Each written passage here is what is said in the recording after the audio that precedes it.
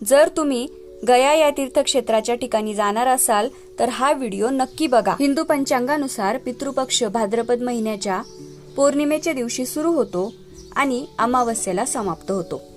पितृपक्षामध्ये पितरांच्या शांतीसाठी श्राद्ध कर्म, तर्पण पद्धत आणि दान कार्य केले जाते। या दिवसात गया यात्रेचे महत्त्वही वाढते। बिहारमध्ये जे गया तीर्थ आहे या ठिकाणी पितरांच्या शांतीसाठी तर्पण आणि पिंडदान जर केले तर 7 पिढ्यांचा उद्धार होतो असे मानले जाते। चला तर जाणून घेऊ गया तीर्थाबद्दल काही महत्त्वपूर्ण गोष्टी। त्याआधी मंडळी, जर तुम्ही आमच्या चॅनलला नवीन असाल तर चॅनलला सबस्क्राइब करा आणि बेल आयकॉनला प्रेस करा, म्हणजे नवनवीन व्हिडिओचे नोटिफिकेशन्स तुमच्यापर्यंत पोहोचतील। बिहारमध्ये स्थित असलेले गया तीर्थ, येथे पितरांच्या आत्म्याच्या शांतीसाठी देशभरातले अनेक लोक श्राद्ध आणि पिंडदान करतात। मानले जाते की इथं पिंडदान आणि श्राद्ध जर केले तर आत्म्याला जन्म मृत्यूच्या फेऱ्यातून मुक्ती मिळते। देशातूनच नाही तर परदेशातूनही लोक इथे येतात। राजा दशरथ यांच्या आत्म्याला शांती मिळावी म्हणून भगवान श्रीराम आणि माता सीता यांनी इथे पिंडदान केले होते असे सांगितले जाते। यापूर्वी गयामध्ये 360 वेदी होत्या जिथे पिंडदान केलं जायचं, परंतु आता फक्त 48 वेदी उरल्या आहेत। वायू पुराणामध्ये या तीर्थाबद्दल सांगितले आहे की ब्रह्महत्या सुरापान स्तेयम गुरु अंगनागम पापम तत्संगंज सर्व गया श्राद्धा द्विनश्यती, म्हणजे गया येथे श्राद्ध कर्म केल्याने ब्रह्महत्या, सोन्याची चोरी इत्यादी महापाप नष्ट होतात। पितृपक्षामध्ये गयामध्ये पितरांचे श्राद्ध, तर्पण हे जर केले तर व्यक्ती हा पितृऋणातून मुक्त होतो, कारण भगवान विष्णू स्वतः पितृदेवतेच्या रूपात गयामध्ये निवास करतात, म्हणून या स्थानाला पितृतीर्थ असेही म्हटले जाते। देशभरामध्ये श्राद्धविधीसाठी जवळपास 55 ठिकाणं महत्त्वाची मानले जातात, त्यापैकी गया तीर्थक्षेत्र सर्वात महत्त्वाचे आहे। पुराणांमध्ये सुद्धा या गया तीर्थाचे महत्त्व आहे।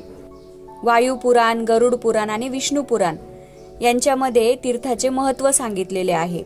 या तीर्थक्षेत्राला मोक्षभूमी किंवा मोक्षस्थान म्हणतात। इथं पिंडदान आणि श्राद्ध करून पितरांना मोक्ष प्राप्त होतो। पितृपक्षाच्या काळामध्ये वर्षातून एकदाच या ठिकाणी मेळा भरतो, ज्याला पितृपक्ष मेळा म्हणतात।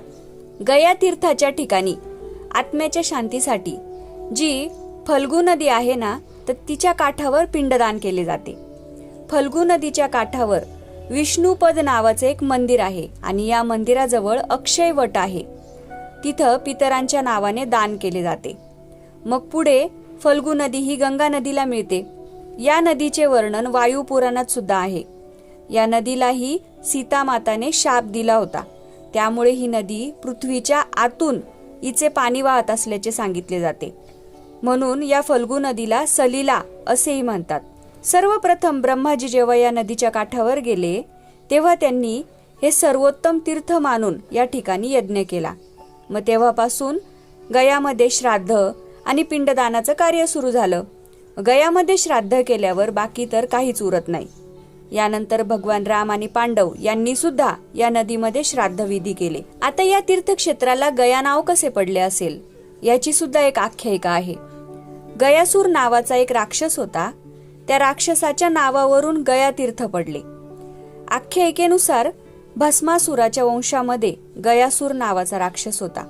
त्याने ब्रह्माजींची घोर तपश्चर्या केली आणि त्या तपश्चर्येने ब्रह्माजी प्रसन्न झाले आणि गयासुराला वरदान मागायला सांगितले। तेव्हा तो म्हणाला की त्याचे शरीर जे आहे तर ते सुद्धा देवांसारखे पवित्र झाले पाहिजे आणि त्याला पाहूनच लोक पण पापापासून मुक्त झाले पाहिजे। मग देवाने गयासूरला हे वरदान दिले आणि स्वर्गामध्ये काय झालं, लोकांची गर्दी वाढू लागली। मग देवांना इतर देवता जे होत्या तर त्यांना या वरदानामुळे त्रास झाला। या समस्येपासून मुक्त होण्यासाठी देवतांनी यज्ञासाठी पवित्र स्थानाची मागणी केली। तेव्हा गयासूरने त्याच्या पाठीवर यज्ञ करण्याची परवानगी दिली। मग तो जेव्हा खाली पडला तेव्हा त्याचे शरीर जवळपास 5 कोसापर्यंत पसरले आणि त्या ठिकाणी मग देवांनी यज्ञ सुरू केला। देवांनी प्रसन्न होऊन गयासूरला वरदान दिले की या ठिकाणी आपल्या पितरांचे श्राद्ध आणि तर्पण विधी जर केले गेले तर त्या आत्म्याला मोक्ष मिळेल. आणि यज्ञ संपल्यानंतर भगवान विष्णूंनी त्याच्या पाठीवर शिळा ठेवली आणि ते स्वतः तिथं उभे राहिले. त्यामुळे या क्षेत्राला गया असे नाव पडले.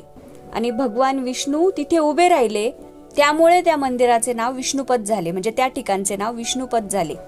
अशा प्रकारे या क्षेत्राला गया तीर्थ नाव पडले. चतुर्मासातील भाद्रपद महिन्यात येणाऱ्या वद्य पक्षामध्ये पूर्वजांच्या नावाने श्राद्ध तर्पण विधी करण्याची प्राचीन परंपरा आपल्याकडे आजतागायत सुरू आहे. रामायण आणि महाभारत काळापासून श्राद्ध तर्पण विधी केल्याचेही अनेक उल्लेख आढळून येतात. श्राद्ध विधी केल्यामुळे व्यक्तीला अनेक पुण्य प्राप्त होतात. पूर्वजांची जन्म मृत्यूच्या फेऱ्यातून मुक्तता होते. गया येथील श्राद्ध हे पूर्वज आणि स्वर्ग यांच्यातला दुवा मानला जातो. आणि गया येथे करण्यात आलेले जे श्राद्ध कर्म आहे त्यामुळे व्यक्तीच्या वारसांनाही पुण्य प्राप्त होते. गया येथून जवळच एक भाग आहे, त्याला प्रेतशिला नावाने ओळखले जाते. या ठिकाणी पिंडदान केले तर पूर्वजांपर्यंत ते थेट पोहोचते असे मानले जाते. याशिवाय अभौतिक शरीरामध्ये प्रवेश करावा लागत नाही. या प्रेतशिलेमध्ये अनेक छिद्र आहेत आणि भेगा आहेत. म्हणजे ही जी शिला आहे तर ती पिंडदान करणारे वारस आणि पूर्वज यांच्यामधला दुवा मानले जाते. वारसांनी केलेले पिंडदान या माध्यमातून पूर्वजांपर्यंत पोहोचते. अशा प्रकारचे अनेक दगड या भागात आहेत. याशिवाय या ठिकाणी विष्णूंची पदचिन्हे आहे. गया येथे श्रीरामांनी लक्ष्मण आणि देवी सीता यांच्या उपस्थितीमध्ये दशरथ राजाच्या नावाने पिंडदान केले होते. त्यामुळे त्यांना मुक्ती मिळाली. भगवान श्रीराम यांनी वडील दशरथाचे श्राद्ध केल्यामुळे या ठिकाणी रामशिला नावाची सुद्धा टेकडी आहे. म्हणजे इतके महत्व या गया तीर्थक्षेत्राचे आहे. आणि या तीर्थक्षेत्राला पितृतीर्थक्षेत्र असे म्हटले जाते. तर मंडळी, ही होती गया तीर्थक्षेत्राबद्दलची माहिती. जर तुम्ही गया या तीर्थक्षेत्राच्या ठिकाणी जाणार असाल तर हा व्हिडिओ नक्की बघा. आणि व्हिडिओ आवडला असेल तर व्हिडिओला लाईक करा आणि शेअर करा. धन्यवाद.